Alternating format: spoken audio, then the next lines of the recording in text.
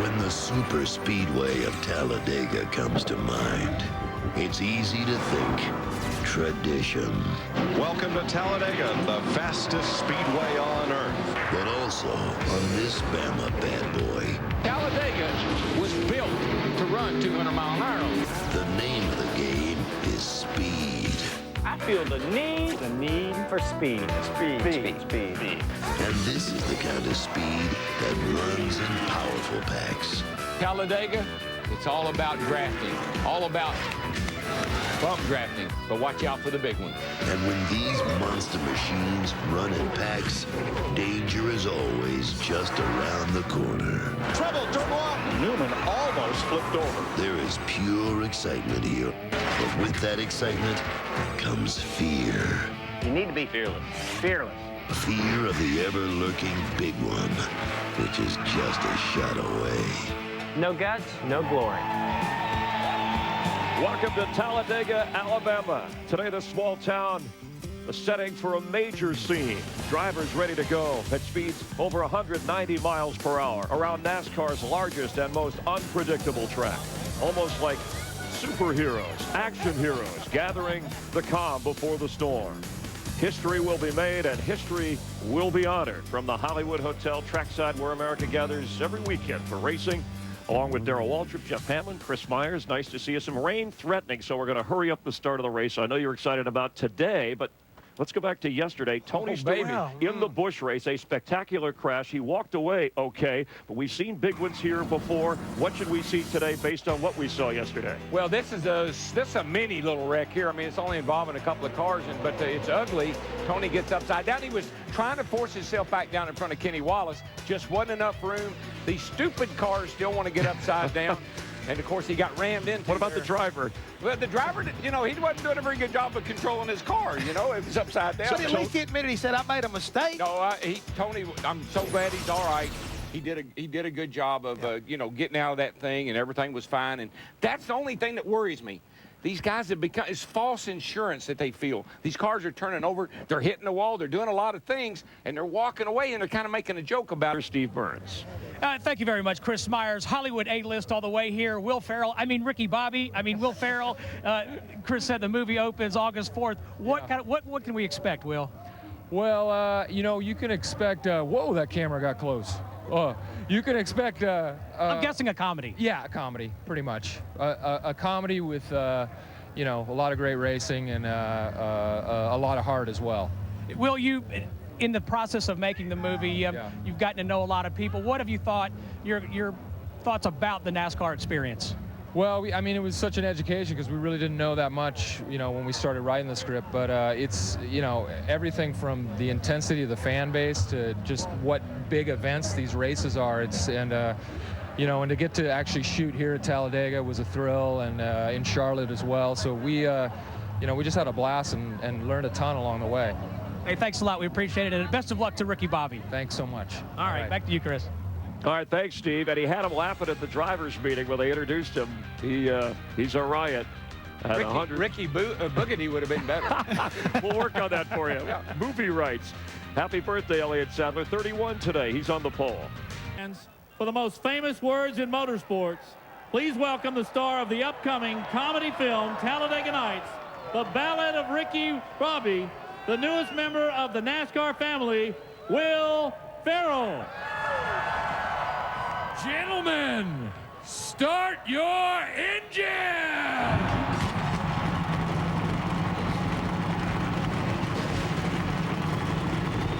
There we go. The big one knows no favorites. 3 of the top 10 in points swept up in the first big crash. You know, it's just one of them deals where you're in the wrong place at the wrong time, not much you can do. At the big track, it's all about the right place and the right time. Up front, it's Roush against Hendrick. But when the time was right, the Hendrick-based Daytona winner, Jimmy Johnson, went to the front. Johnson stayed in bounds in the 48 car. He's got the push from Tony Stewart in the 20 to keep Vickers to the high side. Here it comes. Lockett Stewart, here they come. Jimmy Johnson, Daytona 500 winner, holds off Tony Stewart and wins the Aero.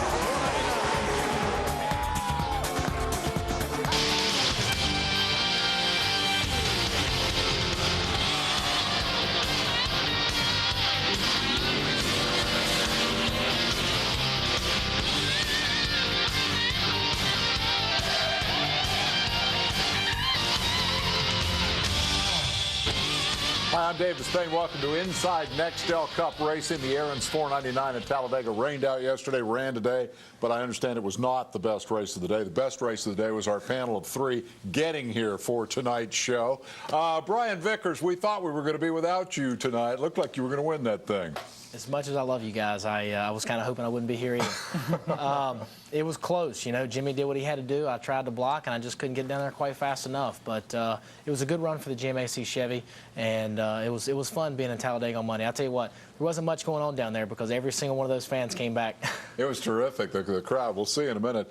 I should correct myself. Two of our three panelists rushed. Kenny Schrader had a leisurely motorcycle ride. Well, you got to leave early. Yeah, I crashed my stuff on lap 9, so I was thinking I'm gonna bum a ride home with somebody, and I thought, man, there's that Suzuki sitting right there. So I hopped on it, and I got here with about 45 minutes to spare.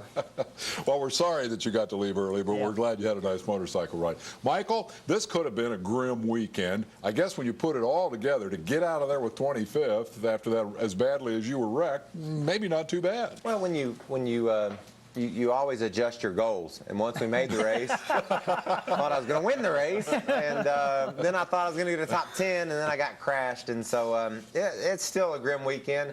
I never really understood Schrader and his motorcycle deal until today. You know, I started running down the road, doing marathons and all that crap. Just, can you see the crap? Yeah, it's cable. Just because I needed time to unwind. I needed time to reflect. I needed time to get in touch with myself. Okay, where are you going with this? Yeah. Well, I know why you drove home now after you finished last. You wanted to time. It wasn't last. Somebody was behind me. Were you 42nd? Yeah, somebody Guess was where I behind was in Phoenix? 43rd. 42nd. You want to give it up? No, I don't want to be anything like you.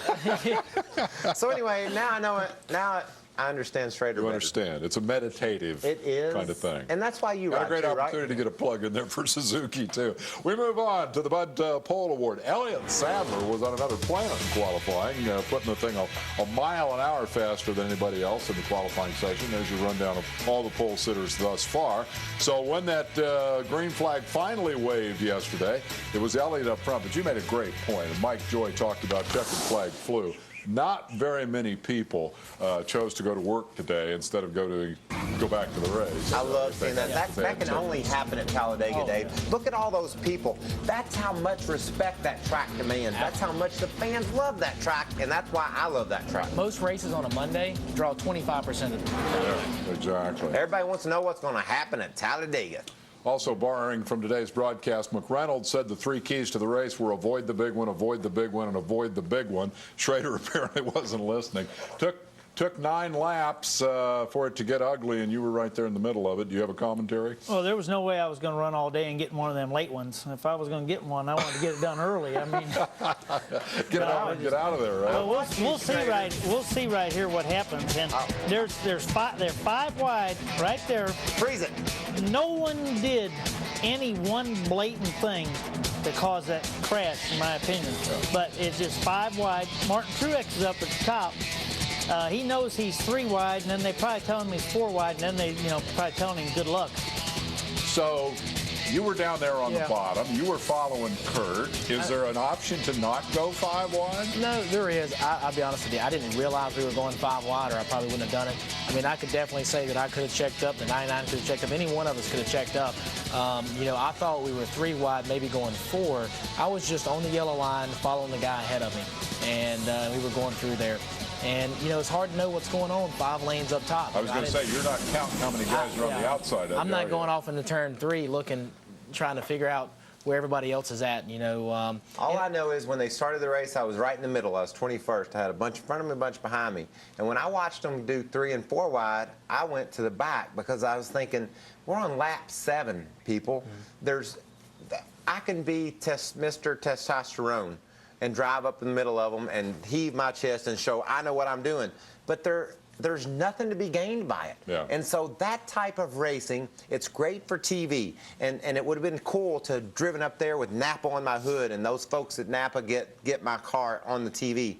But other than that, There was nothing to be gained by racing like that right then. And like so Brian you waited said, until later and then you wrecked. I mean, it's bottom line. You just wreck later. But you just need to be quiet right now. Okay, I'm on a roll. And I agree. I mean, you know, now you're talking. Now, Dave, you say something. I've lost everything I had to say. I could sit here and very easily say I could have checked up. But, you know, so could 4 of other guys. And Michael's got a good point. Maybe it was a little too early to be racing that hard. You know, some guys are the philosophy to go to the back and wait until after the wreck. And, you know, I chose to try to be in front of the wreck. Go to the front of the Go to the wreck, front and try to stay in the front. Once we got there, we were fortunate enough to have a good pit stops all day that we stayed there.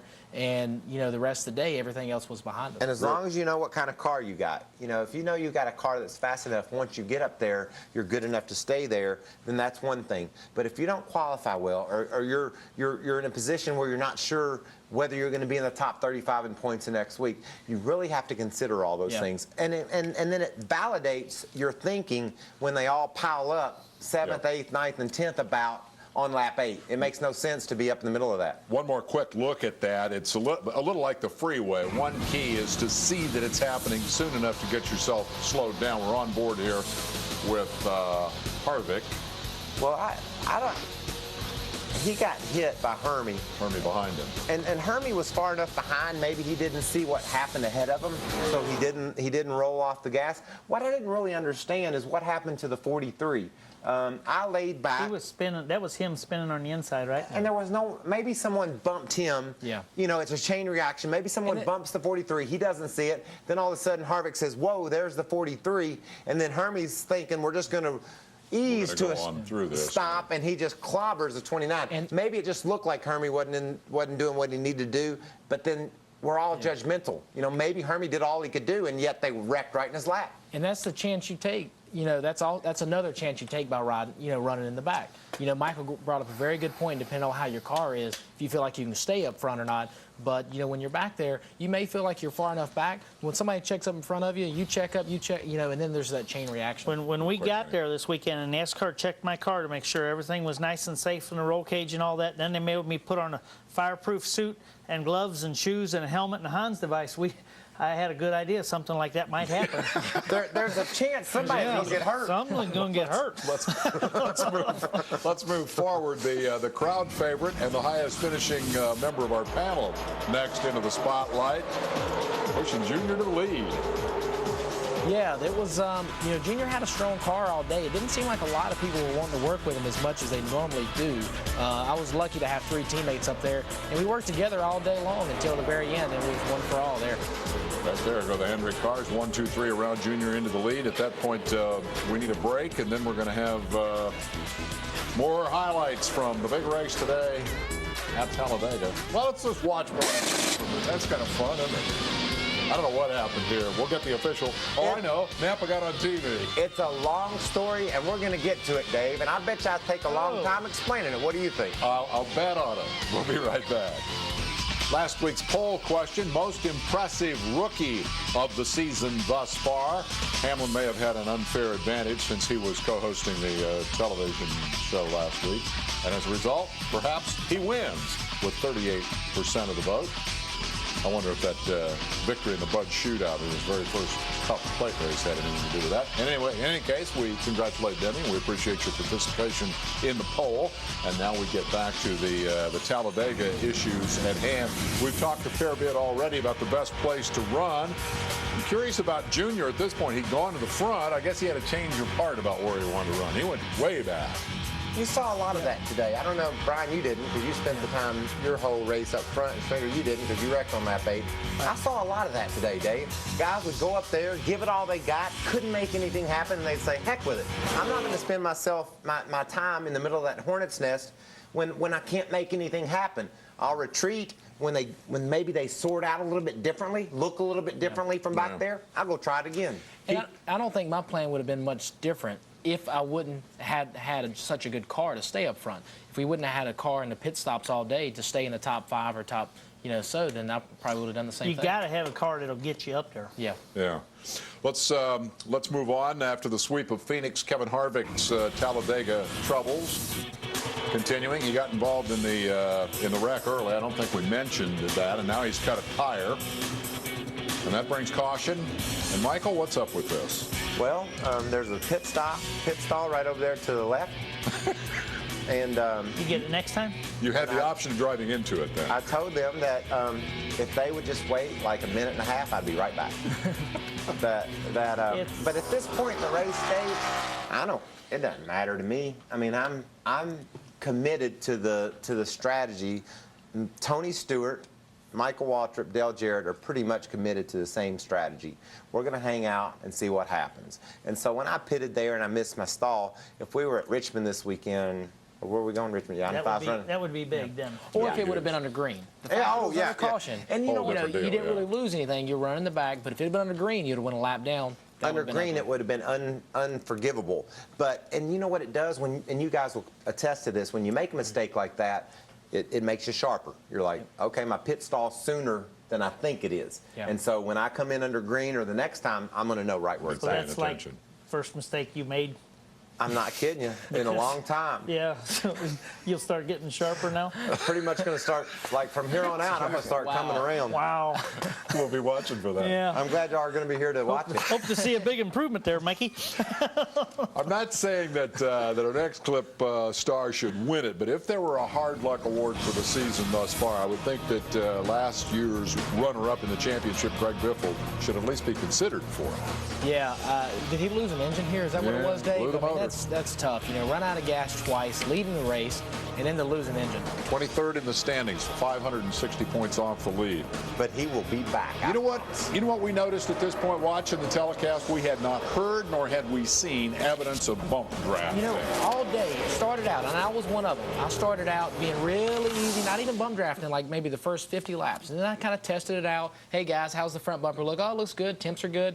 And then by the end of the race, everybody was hitting pretty hard. It wasn't much different than it was at the, at Daytona. But let me tell you, it took a while to get to it. It took a while to get to it. And let me tell you something else that the drivers hadn't taken into consideration, the warning from NASCAR. Don't be aggressive with your bump drafting. Don't be aggressive with your driving. So I had two things to consider. Would I mess up my nose if I hit someone? And then secondarily, if I hit someone and NASCAR didn't like the way it looked, would I get sent to pit road? At Daytona, we had zones, basically, through turns 1 and 2, 3 and 4 in Trialville, which they didn't want to see any bump drafting. At Talladega at drivers meeting, they told us the zone was from the start-finish line all the way back around till the end of lap 188. Whatever they thought looked like it didn't belong being done, wherever it was. Which was fine. So which had more effect, changing the bumpers or the warning from NASCAR? I think it was a combination. 50-50. Yeah. Okay. Yep. All right. Yep. Yes, the Black 8. Did we mention the fan favorite? Well, as a matter of fact, I think we did. But there's a bit more on Junior's story before this is all over with. He gets the commemorative paint job facing the wrong direction. That was pretty big. A rolling donut gathers no moss, but it can sure beat the heck out of the nose of your race car. And there's our picture of the week. The winner, Jimmy Johnson. If you'd like the picture, go to the website, click on the link, send us an email with the word picture on the subject line, and you will be in contention. One entry per person, please. Welcome back inside Nextel Cup, recapping Talladega. We didn't see a lot of cautions during the first half, thus green flag pit stops. As a result, deal making. You want to pit with a drafting partner. So Carl Edwards and Matt Kenseth are going to come in together, but they're trying to decide here now, is this 4 tires or 2 tires? And they finally decide that it's going to go 2. Yeah, it'll be 2. What? 2 or 4. 2 or 4? I think it might be either one. Why is Carl Edwards, rookie crew chief, making that call instead of Reiser? I don't know. They go for 2. They're not sure that they got the 17 full of fuel. The issue here, Dave, is 2 or 4. Either one's okay at Talladega. If we're at Daytona, that's a story. This, however, is not okay. No. Catch can on the 99. Oh, that's not good at all. Well, you can't even really tell. That's a pretty nifty job of painting it, isn't it? Yeah, we all need to paint our catch cans where they blend in. I don't think I'd have caught that one, would you? Yeah. You didn't see many green flag stops today, but they are very important. If you get hung out of line or you get out by yourself on a green flag stop, you very potentially go a lap down. Back to your point, Michael, if it doesn't make any difference 2 or 4, why not go ahead and get 4? Well, no, it doesn't make any difference as far as car handling. makes a difference in time Makes a on a difference. pit stop. But he'd come from the back. He'd gone from last to first. Kenseth had, so. I'm going to side with you on this, Dave. Why not 4? Because did you notice when they changed the 2 tires, the jackman was standing over there looking at the left side gas man, the gas man putting the gas in. He was waiting for the gas. Well, in the meantime, those other dudes are so fast they could have been changing the tires. Got the other 2. But it's not an Well, issue. no, they couldn't. Not with their small fuel cells. 2 tires is quicker than was 4. he not standing there looking over He there? was waiting? standing there, but he had to come all the way around and then change the left sides. 2 is quicker. But then he drove off with the catch can. Yeah. What if they'd got No, that 4? was Wouldn't they have different. got the catch can out? Hey, remember a long time ago? That was Edwards. That was a Edwards. different car. But it's the same thing. No, what you're saying is, I understand the jackman was waiting on the right for the gas, but if they would have changed 4, they'd have been waiting on the tires, not the gas. I believe I've made a mountain out of a molehill here. I believe you have, and I don't think that that's something we need to do on this show because we have a hard enough time determining what's important and what isn't. When you got something that don't matter, please just pass I'll just it over. keep my mouth shut. Thank you. Is it important if Junior spins? That's a big deal. Let's have a look at that. You got that? Yeah. Yeah, you Could have got been big for Tony, too. Well, I think when I was around him, he looked like he was running a little free anyway. And when you have a car on your outside that has the momentum, it's just and is really, really close to you, sometimes can suck you around. Probably just caught him off guard. I agree with Brian. What do you think, Kenny? I believe that's what happened. And boy, Stewart tried hard to miss this, but got just a piece of it right Just there. enough to not be able to matter. Though. You would think at Talladega you wouldn't get loose like that, but boy, they will do it. Yes, they will. You know why? Because of that arrow thing. Arrow is huge. And one thing you'll see here, the 20 getting to 8, he got into him, obviously, but it wasn't enough not to be able to finish second. They took a long time fixing that car, too. Yeah. They knew they were in no hurry, and Zippy said get it right, and they did. There's enough to think about dodging the other cars that are out there without having to worry about dodging errant pieces of tire rolling down the racetrack. Watch these drivers. Look at Jeff Burton. Yeah. Ooh. 26 car hit that pretty hard, and you don't, it looks like it's flopping around a pretty good bit rolling down the racetrack there. When you hit it at 200, it's pretty hard. Yeah. You see the smoke that came off the 41 when he hit it? That just shows you how Who'd it come violent. off of? It came off the 34, and he was on the apron, tore up, and he blew a tire. Look at the damage on the. See? That's a lot of damage. It looked like it just a floppy piece of rubber, didn't it, Brian? Yes, it did. Yeah. Hammered them both pretty good. All right, we will take a break at that point. Still ahead when young guns disagree, as they do here. Junior and Edwards taking side drafting to the next level. Dale Jr. gets kind of aggravated. Finger pointing there, too, huh? Correctly. And a nice piece of driving here. We'll review this when we come back. Boogity, boogity, boogity. Let's go racing, boys. Nice. There they go. There they go. She's back it down. Oh, no. Right up the It's like about a dozen cars. A lot of them just know where to go. Earnhardt Jr. is around, slid up the racetrack into another car, and Tony Stewart just catches him with the right nose. So we had the early big one. We had the Junior incident. Other than that, it was relatively clean racing with lots of lead changes. Jeff Gordon and Elliott Sadler, certainly 2 of the strongest cars.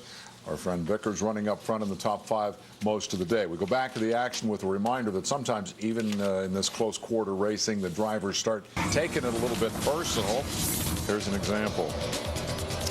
Yeah, I was right behind these guys, and I was thinking, ooh, this is going to be ugly for me if they end up wrecking each other. And they seem to be pretty determined to do that there for a little bit. They were trying. Dale Jr.'s pretty good one-handed, isn't he? I mean, if he was aiming to go there. I'm not sure who did what there, but it looked like Carl was going straight. Well, a lot of times when something happens, your view of what you saw and what we see when we look on TV is very different. Very different. From my perspective, when I was riding behind those guys, it just looked like they were, it seemed like all day everybody was fighting to be in the middle. If it went 3 wide, you wanted to be in the middle. If it was 2 wide, it didn't really matter. And it looked like it was going to go 3 wide in front of them. If it's 2 wide, there's no one's in the middle. There's no ones in the middle. Yeah. It looked like it was going to go 3 wide in front of them. They were both fighting for that spot. he just started. Yeah, I know. They were both fighting for that spot, and they just ran out of room. I'll tell you what, Brian, run by your Brian, drive by your pit stall a couple times. You'll get a lot smarter. It'll sharpen you right up. I'm not kidding you. You'll be amazed.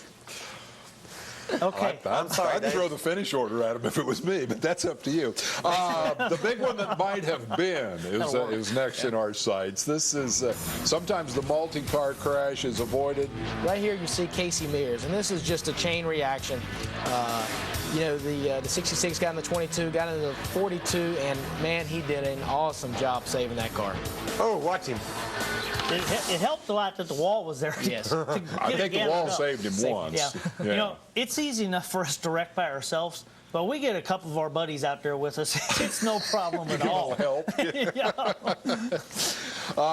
We've identified, I think, that the 24 and the 38, we haven't seen a lot of 38 in the clips. Trust me, he was up front most of the day. The 24 and the 38 together, leading a lot of laps. But watch how they behave while racing for the lead. Whoa. Bam.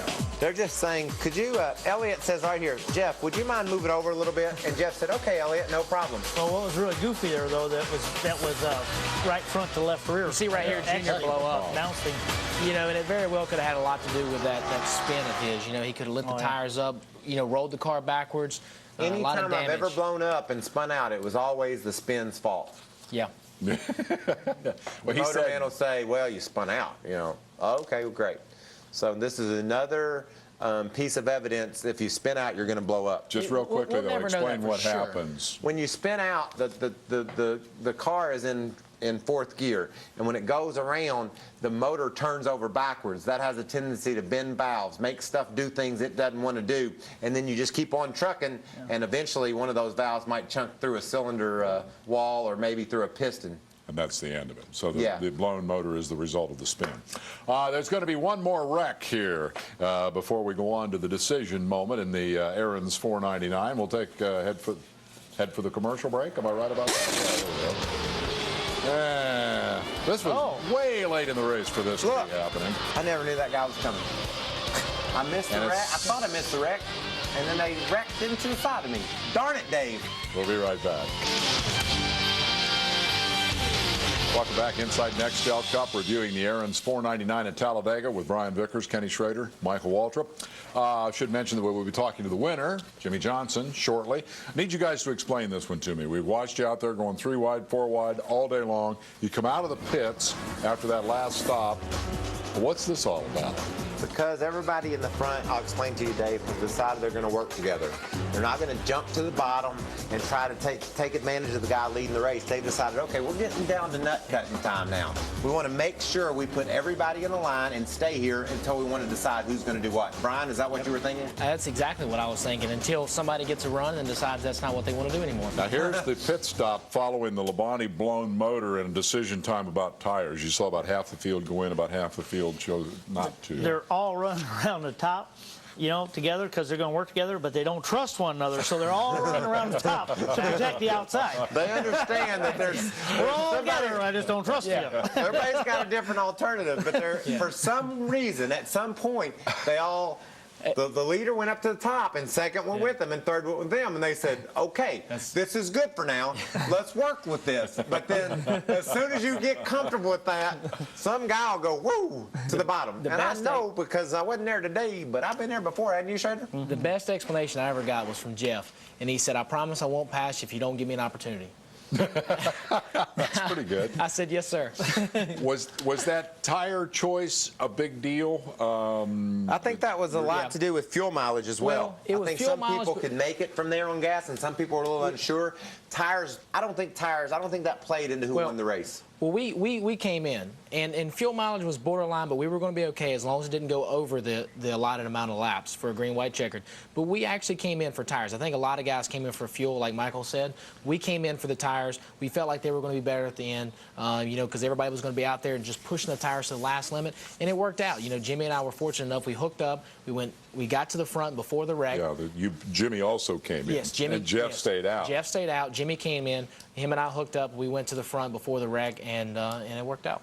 We haven't talked a whole lot about Tony Stewart. He's been second 5 times at Talladega, including both races last year.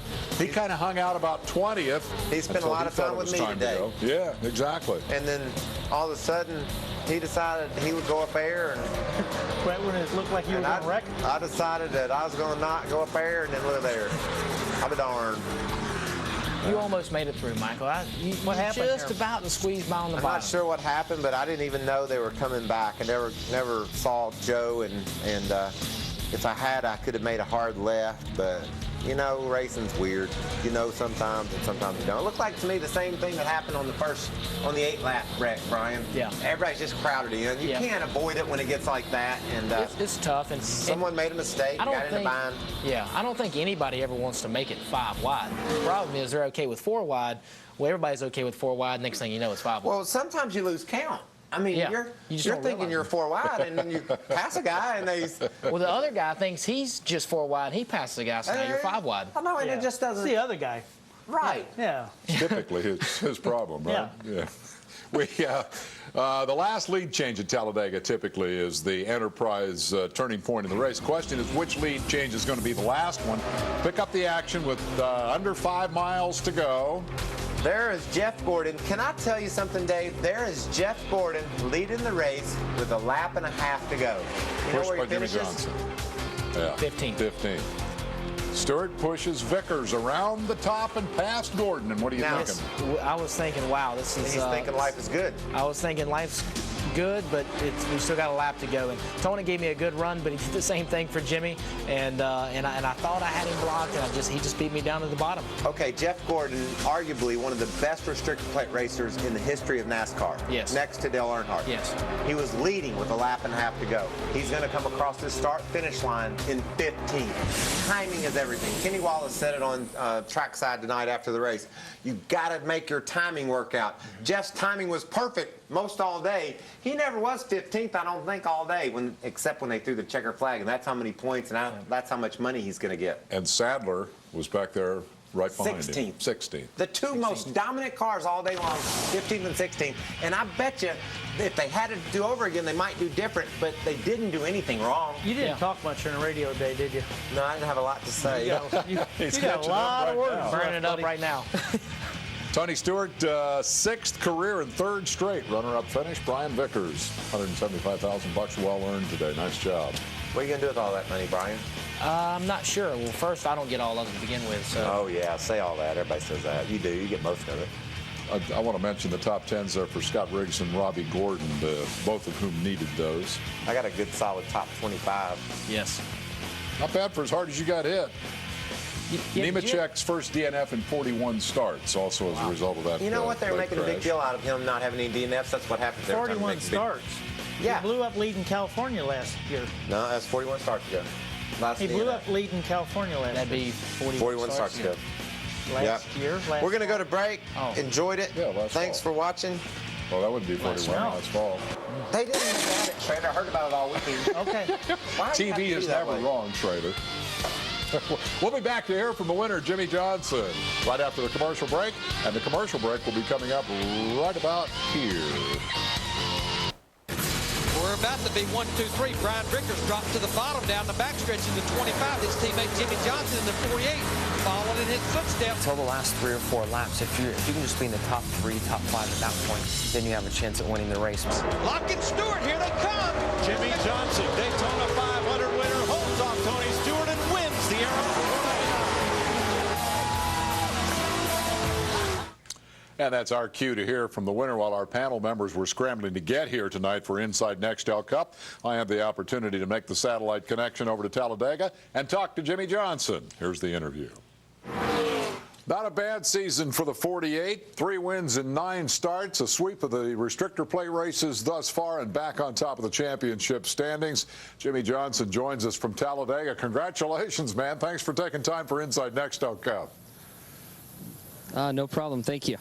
I've heard a lot of talk from you this afternoon about patience. My question is this: is there a moment when you say to yourself, okay, enough of patience, it's time to flip that switch off, my race car is straight, there's X number of laps left, it's time to go win the race? Is there a moment when you shift gears? Yeah, I think so. I think from the last pit stop on, things really change. You get more intense. And all of a sudden, the 20 showed up and the 88. And when they showed up, I knew it was time to go. And the 88 actually gave me a good push, about 5 to go, that helped me get up back into the pack. And the 20, I had to watch the video after to see that Tony gave me such a push. From the top lane, we went all the way to the bottom, got inside of Vickers, and got the win from there. And Tony was right behind me. Let me back you up to that pit stop. There was a little decision-making to be done at that point when Labonte blew the engine and you got the caution. Pit for tires or don't pit for tires. Tell me about that decision and how it might have helped you at the end. Well, at the time, I thought the 24 made the move that won the race. Chad was determined to come in and put 4 tires on and get a splash of fuel just to be safe with the fuel mileage because we were so close on that run. And as soon as we took the green, I think Vickers and I were nose to tail, picked up 11 spots in just a couple laps. And at that point, I knew Chad made the right decision and we were going to be just fine. Up until then, I'm like, man, I think Jeff made the right move. And we talked about it, but Chad has a better idea of what's going on outside of the car with the perspective he has on the pit box. And it was the right call and the right move. Let me elaborate a little bit, or get you to elaborate a little bit more on the conversation among the teammates. Obviously, you don't make a plan for that last restart. If you do, it's just going to go crazy. But I'm curious about the 300 cars because you were all up front. Do the three of you, the 3 teams, communicate at all about how you're going to try to run those last, whatever it was, 9 or 10 laps? No, we just know from past discussions sitting in the motorhome at night, and also past experience on the track that we've had, when you get to a certain point, you've got to do what you can for your race team. And up until then, if you can help a teammate out, we try to do that. But today, for whatever reason, things worked a lot better for us. We're able to really work with one another and help each other out all day long. And that's been tough to do in the past. We've tried to, and it's never worked out for us. And, we'd all slide back to 10th or 15th. So today, in general, it worked out, us 3 working together. And then at the end, I'm sure Brian and Jeff were both disappointed with their finishes, especially Brian with me getting inside of them and getting by them. But we just all know and understand that we got to do what we can to win for our race teams. Were you surprised at the ambition with which Vickers, your friend and teammate, attempted to block you there at the end?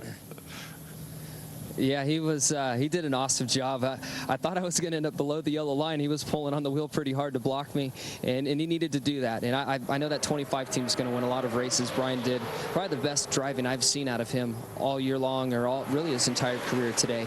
He did an awesome job, and he's going to win a lot of races soon. Real quick, big picture, you're back in the point lead. You've led the points so much, came so close to the championship. As you look ahead and plan for how you're going to put this one away, how's this race team different from the one that didn't quite win it?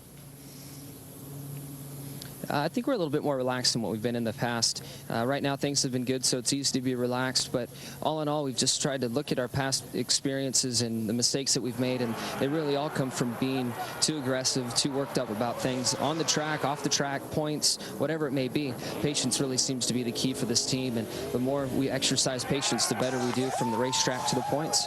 It's early, as you know, we've got a lot of racing left. Our first goal is to make the chase, and then from there, hopefully we can put together 10 good ones and be a champion. Congratulations to you and the entire team. That was nice work today, Jimmy. Thanks for being with us. Thanks, bud. Appreciate it. Gentlemen, reactions? Well, I think it's pretty obvious that the 3 teammates do work together very good. But I think Jimmy was a little off on the one thing where he said they didn't really have a plan, because it looked for sure like he had a plan to pass you. He definitely did. Yeah, I think he had a well executed plan. Well executed. I think his plan was to pass the leader. Yeah. And I happened to be the leader. Yeah. The thing that I took out of that interview was how cool that Aaron sign looked behind him. Did y'all see that? No, I didn't. I saw a lot of lows on Jimmy that looked big pretty good. Old Aaron sign there, or Aaron's. I think he even had a GMAC patch on his uniform. Does Tony Stewart at some point start thinking, what do I got to do? No, I don't think so, because when he crosses the finish line second, how many times now, he knows that just that much he'd be first, and if you go over average finishes, he'd be the man. I think he's doing just fine. And when you're doesn't that pay off in the points? Yes, yeah, it does. that whole point thing again. And has led every race this year under green.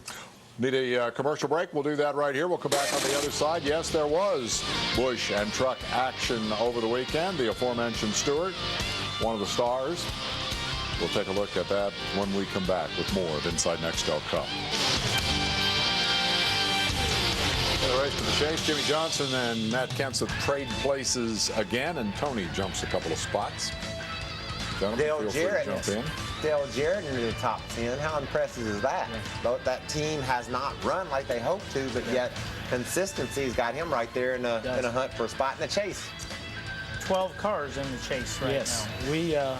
GMAC car was fortunate enough to make a big gain this week. Big gain, 5 spots. That's good. That. Yeah, let's see who else. Good. Bad day for the rookies there. Boyer down 6, Hamlin down 1, Truex down 5. J.J. YELEY made up. J.J. YELEY made up 4, though. He ran a smart race today all day. Robbie Gordon up and Ryan Newman down. Schrader really took a hit today. Yes, He's just barely ahead of me. And you continue to be on the bubble. Are you okay for Richmond now? Where does this leave you? 36. 36th in owner point. You got to remember that 96 car. They did that Terry Labonte Scott, or whatever his name is, switch. And it's got me just outside looking in. But I'm ready for the challenge. Had a great test up there, so we'll see what happens. Let's take a look at the Busch highlights from the weekend. At the old Talladega Superspeedway. I don't know what happened. Started with a bit of an ugly wreck. They were trying to pit. He moved up into someone's left front. They moved down into his. Oh. Derek Cope, Tracy Hines get together and take out Reagan Smith. Here's Tony's aerobatics, I guess is what you call this. I think he just thought he was clear and came down. He said that after the accident as well. He made a comment. I heard he was on the radio commentating. Unfortunately, it ground his antenna off. Nobody can hear it. Right here you can see he goes down to get in line. And what you got to remember is Kenny Wallace never dreamed he would try to get over. You know, Kenny was in there, and Kenny said, well, his spotter's telling him, Tony can see me, he's not coming over. Now, he locked up the brakes. How come it didn't slow down more? Well, everybody gets excited about it, but there's no huge impact there. He made the point that, you know, there's just no hit. But then at the end, when you can't get out of your car, it really stinks. All right, this is Kyle Busch in the 5, shoved up high. Truex and Vickers. Now watch the back of the pack. Michael into YELEY. Inconclusive. Inconclusive? No, I saw the whole thing.